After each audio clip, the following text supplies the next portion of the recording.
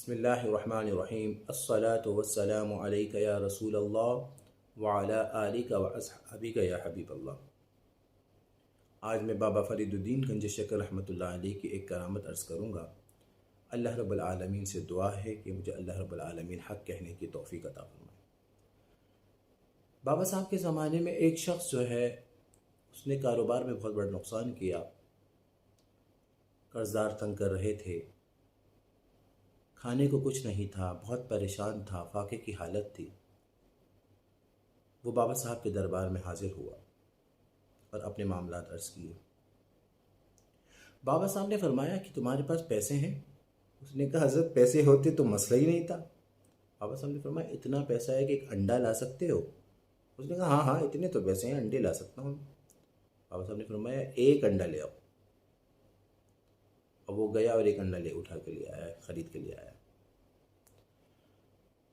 बाबा साहब ने सूरह इखलास पढ़कर बिस्मिल्लाहिर्रहमानिर्रहीम कुल हुवल्लाहु अहद अल्लाहुस समद लम यलिद व लम यूलद व लम यकुल लहू कुफुवन अहद पढ़ के दम कर दिया।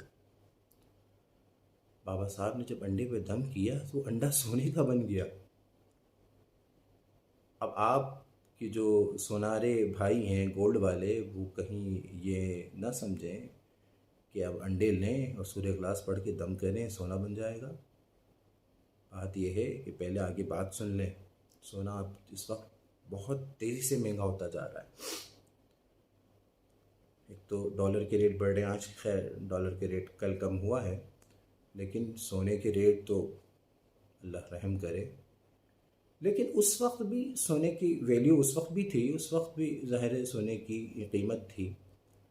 तो उसने बाबा साहब ने फरमाया अंडा बेचो और अपना कर्जा वर्जा उतारो। अब वो साहब गए और उन्होंने अंडा बेचा और कर्जदारों को पैसे दिए, अपना छोटे से दुकान के हवाले से सामान वामान लिया, अपने घर के लिए ख़रीदारी की और घर पर आए। बेगम देख रहे हैं कि भाई ये कंगले साहब थे, इनके पास तो खाने को कुछ नहीं था, ये तो फाके की हालत थी और इनके पास तो आज बड़ा माल लेकर आए। तो उन्होंने कहा, बेगम साहिबा ने पूछा कि भाई ये क्या हुआ, खैरियत तो है, इतना माल मसाला लेकर आए हो? कहने लगे कि वो मैंने सोना बेचा है। बेगम कहने लगी तुम्हारे पास सोना कहाँ से आया? अगर सोना था तो हम इतनी कितने दिनों से हम परेशान थे। उसने कहा कि भाई मेरे पास सोना नहीं था, बाबा साहब से अर्ज़ किया था, बाबा साहब ने अंडे पे दम किया तो वो सोना बन गया। अब बेगम ने कहा अरे वाह, ये तो सोना बनाने का फार्मूला मिल गया। अब तो भाई अंडे कहने लगे कि भाई जाओ तुम जाके शोहर को कहा कि तुम जाके अंडे की पेटियाँ ले आओ और आप अंडे से ना सूरह इखलास पढ़ते हैं और खूब जो है ना माला माल हो जाएंगे, मज़े आ जाएंगे। अब उन्होंने भाई बहुत सारी पेटियाँ ला के रखी और सूरह इखलास पूरी रात पढ़ते रहे यहाँ तक कि फ़जर हो गई। लेकिन वो अंडा सोना तो सोना सुनहरी भी नहीं हुआ। परेशान हुआ। बीवी ने कहा कि पक्की बात है ना कि बाबा साहब ने यही सूरह इखलास पढ़ी थी? हाँ हाँ मैंने खुद अपने कान से सुना कि बाबा साहब ने सूरह इखलास पढ़ी थी। तो कहने लगे कि तुम भी सूरह इखलास पढ़े हो लेकिन ये तो सोना बन ही नहीं रहा। तो वो फजर में बाबा साहब के पास पहुंच गया। बाबा फरीदुद्दीन गंज शकर रहमतुल्लाह अलैह से अर्ज़ किया कि हज़रत आपने कल सूरह इखलास पढ़ के अंडे में दम किया था, वो तो सोना बन गया था और मैं पूरी रात अंडे पे सूरह इखलास पढ़ता रहा हूँ, एक बार नहीं, 100 बार नहीं, 1000 बार, मैंने पता नहीं कितनी दफ़ा पूरी रात मैंने वो अंडे पे सूरह इखलास पढ़ा है, लेकिन वो सोना तो सोना सुनहरी भी नहीं हुआ। बाबा फरीदुद्दीन गंज शकर रहमतुल्लाह अलैह ने फरमाया कि फरीद जैसी ज़बान भी तो लाओ। अब आप एक बात बताइए कि बाबा साहब ने सूरह इखलास पढ़ा, वो सोना बन गया। उस गरीब आदमी ने सूरह इखलास पढ़ता रहा, सोना नहीं बना। इसकी क्या वजह है? बात यह है कि कुरान में अल्लाह फरमाता है फ़ीहि शिफ़ाउन व रहमतुन लिल मुमिनीन, कि कुरान में शिफा है, रहमत है मोमिन के लिए। इसमें कोई इनकार नहीं, हमारा एक यकीन है। अल्लाह ने फरमा दिया कि कुरान में शिफा है, रहमत है मोमिन के लिए।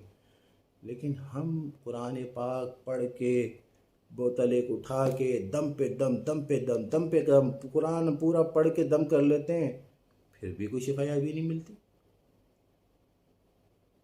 और हम कुरान खानी पे कुरान खानी कर रहे हैं कि ये मसला हल हो जाए, कुरान खानी पे कुरान खानी, या पूरा कुरान पढ़ रहे हैं, कई यासीन पढ़ रहे हैं, लेकिन वो मसला ही हल नहीं होता, दुआ कबूल नहीं होती। इसकी क्या वजह है? देखिए, असल में बात यह है कि कुरान जो है अल्लाह का कलाम है, ये आम किताब नहीं है। ये इसकी बहुत बड़ी शान है, ये अल्लाह की सिफत है। जिस तरह अल्लाह रब्बुल आलमीन की शान बेमिसाल है, उसकी सिफत भी बेमिसाल है। और कुरान के लिए ये बात बहुत अहम है कि ये वो अल्लाह का कलाम है। और याद रखें, जहाँ अल्लाह का कलाम हो वहाँ गुनाह हो, जहाँ अल्लाह का कलाम हो वहाँ अल्लाह की नाफरमानी हो, तो अल्लाह का अज़ाब आएगा नहीं आएगा? अब आप मुझे एक बात बताइए, हर इलाके में कुरान है, हर शहर में कुरान पाक है, हर गांव में कुरान पाक है, हर घर में कुरान पाक है। लेकिन एक बात ईमानदारी से बताइएगा, कोई एक ऐसा घर है जहाँ अल्लाह की नाफरमानी होती है, नाफरमानी ना होती हो? कोई एक घर ऐसा बता दें जहाँ गुनाह ना होता हो? कोई एक घर ऐसा बता दें जहाँ बेहयाई ना होती हो? जहाँ अल्लाह का कलाम होगा वहाँ अगर गुनाह होगा, जहाँ अल्लाह का कलाम होगा वहाँ पर अगर अल्लाह की नाफरमानी होगी, तो ज़ाहिर है अल्लाह का अज़ाब नाज़िल ज़रूर होगा। अब ज़ाहिर है, अब अल्लाह ने क्या किया? अल्लाह रब्बुल आलमीन ने कुरान पाक का असर उठा लिया, तभी हम कुरान पाक पढ़ते रहते हैं, लेकिन हमारी दुआओं में कोई असर नहीं है, हमारे जो दम किए हुए पानी में कोई असर नहीं है। और जब हमारी ज़बान, जो वो हस्तियाँ ऐसी हैं जिनका अमल नेक है, जिनका कौल नेक है, जिनका फ़ैल नेकी है, जिनकी सोच नेक है, जिनकी जलवत नेक है, जिनकी खलवत नेक है, जो सरताबा कदम नेक हैं, जो अल्लाह के प्यारे हैं, बाबा फरीदुद्दीन गंज शकर रहमतुल्लाह अलैह जैसे, जब वो अंडे पर दम करते हैं तो अल्लाह रब्बुल आलमीन अपने हुक्म से उसको सोना बना देता है। और आज भी ऐसे अल्लाह के प्यारे हैं, जब वो अपनी ज़बान से दुआ करते हैं तो अल्लाह रब्बुल आलमीन तकदीर बदल देता है। जब वो किसी चीज़ पे दम करते हैं तो अल्लाह रब्बुल आलमीन उसमें हर दर्द की दवा है, सल्ले अला मोहम्मद, तावीज़ हर बला है, सल्ले अला मोहम्मद। वो जब दम करते हैं, जब पानी में दम करके देते हैं तो अल्लाह रब्बुल आलमीन कामिल शिफायाबी अता फरमाता है। हमारे पीर व मुर्शिद सैयद ग़ुलाम हुसैन शाह बुखारी, अल्लाह पाक उनको हयात खिज़री अता फरमाए, वो कामिल हस्ती हैं। इमाम गज़ाली अलैहि रहमा फरमाते हैं कि अल्लाह का वली वो है जिसे देखकर खुदा याद आ जाए। और मैं गारंटी के साथ कहता हूँ, जिसकी दिल में ज़रा बराबर ईमान हो, ज़रा बराबर ईमान हो, ये ज़रूरी है। जिसके दिल में ज़रा बराबर ईमान होगा, जब मुर्शिद करीम का दीदार करेगा, जब उनका ज़ियारत करेगा, तो दिल खुद कहता है अल्लाहु अल्लाहु अल्लाहु अल्लाहु। और जब मुर्शिद करीम का दीदार होता है तो ऐसा सुकून मिलता है, ऐसा सुकून मिलता है, ऐसा चार्ज हो जाते हैं।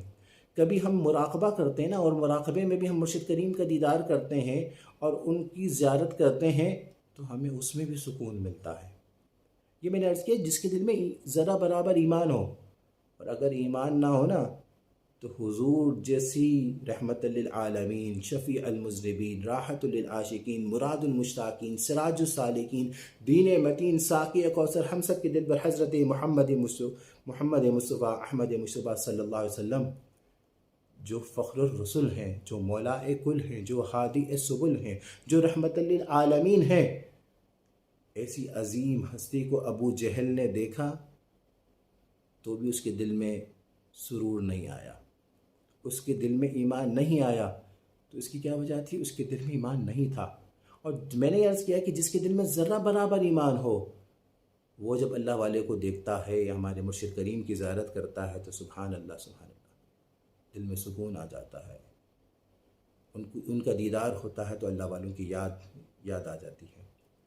मेरे कज़न हैं, फुफीज़ाद भाई हैं, मौलाना मोहम्मद हुसैन हुसैनी, हमारे मुर्शिद करीम के पास जो है ये खिदमत में होते हैं। और साईं की बड़ी शफ़क़त है, ये अल्लाह रब्बुल आलमीन की उन पर बहुत बड़ी करम नवाजी है।